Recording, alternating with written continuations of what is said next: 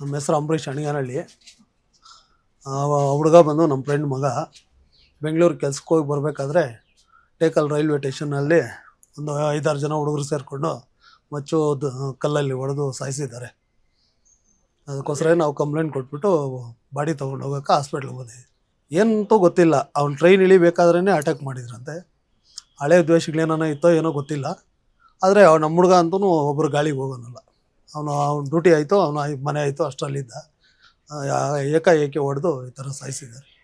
ಲಾಂಗಲ್ಲಿ ದೊಕ್ಕೆಗೆ ಒಂದೇಟು ಹೊಡೆದಿದ್ದಾರೆ, ತಲೆಗೆ ಹೊಡೆದಿದ್ದಾರೆ, ಕಲ್ಲೆತ್ತಿ ತಲೆ ಮೇಲೆ ಕುಕ್ಕಿದ್ದಾರೆ, ಕೈ ಕತ್ತರಿಸಿದ್ದಾರೆ,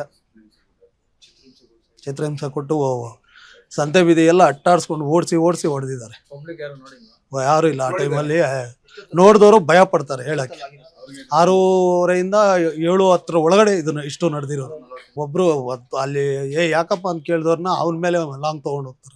ಐಸಿಎಸ್ಇ ಬೋರ್ಡ್ ಎಕ್ಸಾಮ್ನಲ್ಲಿ ಡಿಸ್ಟಿಂಕ್ಷನ್ ಫಸ್ಟ್ ಕ್ಲಾಸ್ನಲ್ಲಿ ವಿದ್ಯಾರ್ಥಿಗಳು ಪಾಸ್ ಆಗಿ 100% ರಿಸಲ್ಟ್ ಪಡೆದು ಜಿಲ್ಲೆಯ ಟಾಪ್ ಸ್ಕೂಲ್ ಪಟ್ಟಿಯಲ್ಲಿರುವ ಕೋಲಾರದ ಟಮಕ ಬಳಿ ಇರುವ ಸರ್ ಎಂ ವಿಶ್ವೇಶ್ವರಯ್ಯ ಇಂಟರ್ನ್ಯಾಷನಲ್ ಸ್ಕೂಲ್ನಲ್ಲಿ 2026-27ನೇ ಸಾಲಿನ ನರ್ಸರಿಯಿಂದ 10ನೇ ತರಗತಿಯವರೆಗೆ ದಾಖಲಾತಿಗಳು ಪ್ರಾರಂಭವಾಗಿದೆ.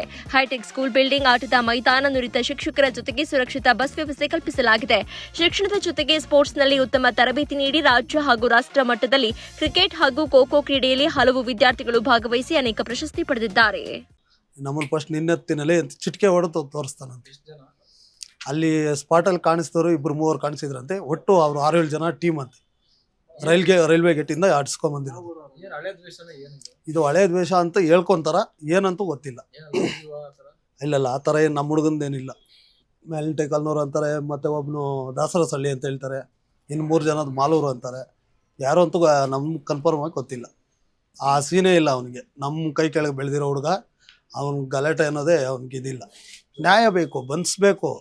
ಮತ್ತೆ ಈ ಥರ ಯಾರಿಗೂ ತೊಂದರೆ ಆಗಬಾರ್ದು. ಇಂಥ ಹುಡುಗರನ್ನ ಪಬ್ಲಿಕಲ್ಲಿ ಹೊಡೆದು ಸಾಯಿಸ್ಬೇಕು. ಒಬ್ರಿಗೋ ಇಬ್ರಿಗೋ ಆ ಥರ ಮಾಡಿದರೆ ಮತ್ತೆ ನೆಕ್ಸ್ಟ್ ಇನ್ನೊಬ್ಬರು ಮಕ್ಕಳನ್ನ ಕಳ್ಕೊಳ್ಳೋಕೆ ರೆಡಿ ಇರಲ್ಲ. ಯಾವ ತಂದೆ ತಾಯಿನೂ ಲಾಸ್ ಆಗಲ್ಲ. ತುಂಬ ಕಷ್ಟಪಟ್ಟು ವ್ಯವಸಾಯ ಮಾಡ್ಕೊಂಡು ಜೀವನ ಮಾಡಿ ನೋಡು, ಅವ್ರ ತಂದೆ ಇವರೇ. ಬಾಯ್ಲಿ ಬಾಣ ಇಲ್ಲಿ. ಇವ್ರ ಪರಿಸ್ಥಿತಿ ಈಗ 24 ವರ್ಷ ಮಗುನ ಮಾಡ್ಬೇಕಾದ್ರೆ ಎಷ್ಟು ಕಷ್ಟಪಟ್ಟಿರ್ತಾರೆ. ಅಂತ ಮಗನ ಕಳ್ಕೊಂಡು ಇವತ್ತು ಅವ್ರು ಹೆಂಗೆ ಜೀವನ ಮಾಡಬೇಕು? ಇನ್ನು ಈತ ವಯಸ್ಸಾದವನು, ಇನ್ನು ಜೀವನಕ್ಕೆ ದಾರಿ ಏನು? ಇಂಥ ಪರೋಡಿ ನನ್ನ ಮಕ್ಕಳನ್ನ ಕಲ್ಲಲ್ಲಿ ಹೊಡೆದು ಪಬ್ಲಿಕ್ಕೇ ಹೊಡೆದು ಸಾಯಿಸ್ಬೇಕು. ಈಗ ಕಾನೂನೆಲ್ಲ ಏನೂ ಮಾಡಲ್ಲ. ಒಂದು ಸ್ವಲ್ಪ ದಿವಸ ಬೇಲ್ ಕೊಡ್ತಾರೆ, ಸ್ವಲ್ಪ ಇದು ಮಾಡಿಬಿಟ್ಟು ಮನೆಗಳಿಗೆ ಕಳಿಸ್ತಾರೆ. ಇಲ್ಲ ಆ ಥರದ್ದು ಏನೂ ಇಲ್ಲ. ಬರೀ ಗಾಂಜಾ ಏನೋ ಹೊಡೆದಿದ್ರಂತೆ. ಮತ್ತು ಏನು ರಭಸ ಮಾಡ್ತಾರಂದರೆ ಲೆಕ್ಕ ಇಲ್ಲ ಅಂತ. ಅಲ್ಲಿ ಸಂತೆ ಬೀದಿಯಲ್ಲಿ ನೋಡಿದವ್ರು ಹೂವು ಕಟ್ಕೊಂಡು ಹೆಂಗಸರು ಅಲ್ಲೆಲ್ಲ ಕೂತಿದ್ದವ್ರು ಹೇಳಿದರೆ ಭಯ ಆಗ್ತದೆ. ನಮಗೆ ಭಯ ಆಗ್ತದೆ. ಎಲ್ಲರೂ ಆಟ ಅವನು ಓಡ್ತಾನಂತೆ ಭಯಕ್ಕೆ. ನಮ್ಮನ್ನು ಸಿಕ್ಕಿದ್ರೆ ನಿನ್ಗಾಗ್ತೀನಿ ಫಸ್ಟು ಅಂತಾನಂತೆ ಆಟ ಅವನಿಗೆ. ಯಾಕಪ್ಪ ಈ ಥರ ಇದು ಮಾಡ್ತಾಯಿದ್ರು, ಆಟಾಡ್ಸ್ಕೊಂಡು ಓಡಾಡಿಸ್ತಾ ಇದ್ರು ಯಾಕೆ ಅಂತ ಅವ್ನು ಕೇಳಿರೋದು ಅಷ್ಟೇ. ನೀನು ನಮ್ಮನ್ನು ಫಸ್ಟ್ ನಿನ್ನ ಮುಗಿಸ್ತೀನಿ ಅಂತಾರೆ. ಹೆಸ್ರಿಗೆ ಏನೇನು ಹೇಳ್ಕೊಳ್ತಾ ಇದ್ರು ಯಾರೋ ಅಂತ ನಮಗೆ ಕನ್ಫರ್ಮ್ ಆಗಿ ಗೊತ್ತಿಲ್ಲ. ಇರೋ ಗೊತ್ತಿದ್ರೆ ನಾವು ಭಯ ಪಡೋರಂತೂ ಅಲ್ಲ. ರಿಯಲ್ ಆಗಿ ಹೇಳ್ತಾ ಇದ್ರಿ. ಇನ್ನೂ ಮಾಹಿತಿ ಗೊತ್ತಿಲ್ಲ. ಕಂಪ್ಲೇಂಟ್ ಕೊಟ್ಟಿದ್ರಿ, ನಾವು ಬಾಡಿ ತೊಗೊಂಡು ಹೋಗೋಕೆ ಹಾಸ್ಪಿಟ್ಲಿಗೆ ಬಂದಿದ್ವಿ. ಇಲ್ಲ ಸರ್, 23 ವರ್ಷ ಕಂಪ್ಲೀಟ್ ಆಗಿ 24ನೇ ರನ್ನಿಂಗ್. ಅವನು ಪ್ರೈವೇಟಲ್ಲಿ ಕೆಲ್ಸಕ್ಕೆ ಹೋಗ್ತಾ ಇದ್ದ, ಓದ್ತಾನೆ ಇದ್ದಾನೆ. ಸಹಾಯ ಮಾಡ್ಕೊಂಡು ಕಳಿಸ್ತಾ ಇದ್ವಿ ನಾವು.